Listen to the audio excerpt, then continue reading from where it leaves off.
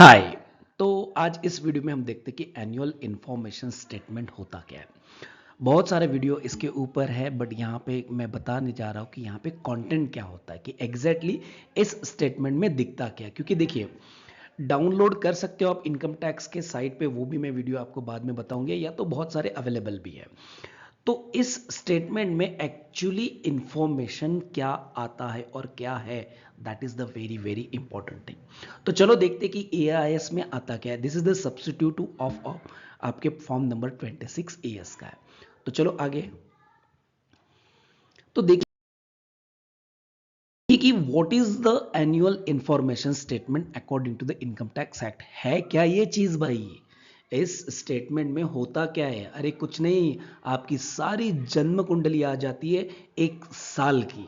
एक साल में आपने जो भी कुछ किया होगा ना, वो इसमें फटाफट फटाफट आ ही जाएगा। तो पहले देखिए इसमें क्या है। As per the section 285 BBA बनाना पड़ता है। दूसरी चीज, income tax authority provide the AIS. AIS कौन प्रोवाइड करता है? इनकम टैक्स अथॉरिटी देती है। But is shall make available AIS to the SSC. तो डिपार्टमेंट आपको प्रोवाइड करता है, देता है। साइट पे जाओ, आपके लॉगिन करो, ठीक है, उसमें आपको आपका मिल जाएगा एआईएस। फिर उसके बाद containing the information of the financial transaction. क्या होता है भाई ये फाइनेंशियल ट्रांजैक्शन? होता है बहुत बड़े बड़े ट्रांजैक्शन, बहुत ट्रांजैक्शन। 1 रुपए का भी ट्रांजैक्शन हो ना, तो भी वो फाइनेंशियल ट्रांजैक्शन में कवर हो जाता है ड्यूरिंग द ईयर। मतलब हर साल का एआईएस अलग अलग बनेगा। फिर उसके बाद वो कहते हैं कि AIS is a statement provide the complete information. सारी इंफॉर्मेशन देगा, आपने कौन सा टैक्स पेड किया है, कितना नहीं किया है, कितना रिफंड, ये सारी चीज हम देखने वाले। तो एआईएस ये है। तो इसमें इंफॉर्मेशन आती क्या है? तो देखिए, ये ये देखो, ये बच्चे आपको समझाना चाहते कि information in respect of the SSC for a particular financial year elaborated as follows. तो देखो, पहला जो इंफॉर्मेशन आता है टीडीएस एंड टीसीएस। उसके बाद स्पेसिफाइड फाइनेंशियल ट्रांजैक्शन, एसएफटी। तो वो क्या क्या आते हैं? तो यहां पे देखिए एक पूरा चार्ट आएगा। तो पहला आता है कि वो टीडीएस की इंफॉर्मेशन, टीसीएस की इंफॉर्मेशन तो आएगी आएगी। मतलब आपका किसने टीडीएस का कटा हुआ है, किसने टीटीएस आपका काटा हुआ है, तो वो सारी इंफॉर्मेशन आएगी उसका एड्रेस के साथ, उसके नंबर के साथ, उसके सब कुछ साथ। सपोज मैंने आपका टीडीएस कट किया होगा तो वो जरूर आएगा, उसी में आपको दिखेगा कि मैंने कट किया, मेरा नाम भी आएगा और मेरा टैन नंबर भी आएगा। Everything will be there. तो हाई वैल्यू ट्रांजैक्शन क्या होती है? जैसे कि स्पेसिफाइड फाइनेंशियल ट्रांजैक्शन में हाई वैल्यू ट्रांजैक्शन आता है पहले। तो हाई वैल्यू ट्रांजैक्शन में मैंने कैटेगरीज किया है। तो पहले उन्होंने बोला है कि एग्रीगेट अमाउंट, मतलब 10 लाख एग्रीगेट का कुछ ट्रांजैक्शन हुआ है।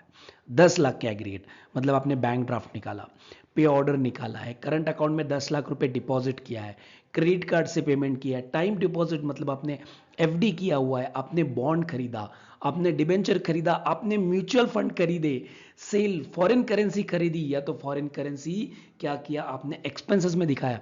ये 10 लाख के ऊपर की बात चल रही है। सपोज ये 10 लाख एंड अबव हो तो ही आपके वहां पर रिफ्लेक्ट हो जाएंगे, अदरवाइज नहीं। But most of the time AIS में आ ही जाता है सारी चीजें, ये कुछ भी हो आ ही जाता है। बट ये हाई वैल्यू ट्रांजैक्शन में कवर होगा। Aggregate amount of ₹30 lakh more in a financial year, मतलब 30 लाख का कुछ परचेस ऑफ और सेल ऑफ प्रॉपर्टी करते हो तो वह आ ही जाता है। आप जगह खरीदो 30 लाख के ऊपर हो तो वो आएगी आएगी। फिर 50 लाख का जो ब्रैकेट है, वो 50 लाख में क्या लिखा है कि सपोज आपने आपके अकाउंट्स में कैश का डिपॉजिट किया हुआ है और विड्रॉल किया है इन वन और मोर करंट अकाउंट। अभी करंट अकाउंट की बात चल रही है, स्पेसिफिकली लिखा है कि करंट अकाउंट में, यहां पे भी लिखा था 10 लाख के ट्रांजैक्शन में, बट ठीक है। बट करंट अकाउंट कैसा होता है? बिजनेस का अकाउंट होता है।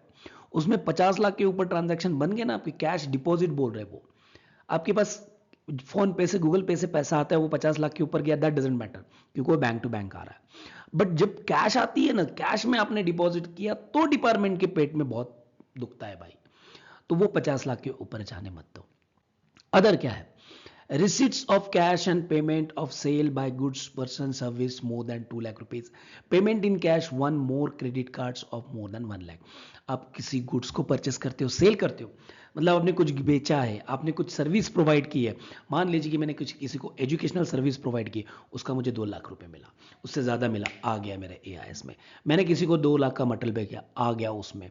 मतलब आप कहीं पे भी सेल करो, बाय करो, कुछ भी करो, 2 लाख के ऊपर होगा तो वो ज़रूर आएगा। गुड्स एंड सर्विसेज की बात चल रही है। और सपोज क्रेडिट कार्ड का पेमेंट आप 1 लाख के ऊपर करते हो तो वो भी वहां पे जरूर दिखेगा। आई बात समझ में? आगे B, payment of dividend, payment of interest, मतलब बैंक का इंटरेस्ट जो मिलता है ना सेविंग अकाउंट एफडी वाला, वो भी आएगा। शेयर्स के ऊपर डिविडेंड होता है, वही भी 10 रुपए मिलो 20 रुपए मिलने दो, वो आएगा। Transaction listed in a securities and units of mutual fund, मतलब buying and selling of mutual fund भी जरूर आएगा। गारंटीन आएगा, ये आता है स्पेसिफाइड फाइनेंशियल ट्रांजैक्शन का पहला एटम। बाद में अभी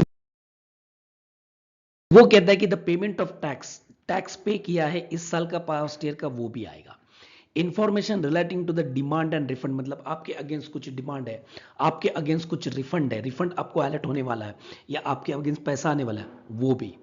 information relating to the proceeding, आपके अगेंस्ट कुछ प्रोसीडिंग पेंडिंग है, मतलब किसी ने आप किसी साल का आपने टैक्स पे नहीं किया है या किसी साल के किसी साल के इसमें आपका झगड़ा चल रहा है, तो वो जरूर दिखेगा।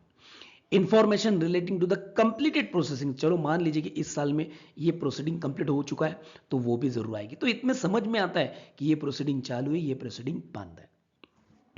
Information received from any officer, authority, body performing the functions under the law or information received under an agreement referred in section 90 or 98. This is the what? ये इंटरनेशनल ट्रांजैक्शंस के रिलेटेड आता है। तो इंटरनेशनल ट्रांजैक्शन के related जो भी agreement में बताया गया वैसे कुछ ट्रांजैक्शंस होते हैं तो वो जरूर आपको वहां पे दिखेंगे। तो देखिए 6 मिनट, विद इन 6 मिनट्स मैंने आपको बताया कि एनुअल इंफॉर्मेशन स्टेटमेंट में आता क्या है। सीधी सी बात है, प्रॉपर्टी बेचो आएगा, प्रॉपर्टी परचेस करो आएगा, म्यूचुअल फंड सेल करो आएगा, शेयर सेल करो आएगा, आपका डिविडेंड मिलो आपका आएगा, सेविंग पे इंटरेस्ट मिलता है आएगा, फिर आपको कभी कभी कोई बैंक करंट अकाउंट पे भी इंटरेस्ट दे रही है आजकल तो उसके भी ऊपर भी आएगा, फिर आपको एफडी पे इंटरेस्ट मिलता है तो भी आएगा, डिबेंचर पे इंटरेस्ट मिलता है किसी सिक्योरिटी पे तो भी आएगा, आप 10 लाख के ऊपर ट्रांजैक्शन करते हो किसी के बारे में भी तो भी आएगा, आप इवन तो पे ऑर्डर वगैरह कुछ निकालते हो, 50 लाख का करंट बैंक में डिपॉजिट करते हो करंट अकाउंट में तो भी आएगा। मतलब ये सारे ट्रांजैक्शंस आपके ट्रिगरिंग पॉइंट है कि यहाँ पे ट्रिगर होता है कि आपने कुछ किया है तो वो जरूर आएगा। और वहां पे जब आ गया तो बात खत्म, आपके अगेंस्ट प्रोसीडिंग चलने वाली, मतलब चलने वाली, मतलब लव लेटर इनकम टैक्स से आने वाला, मतलब आने वाला ही है।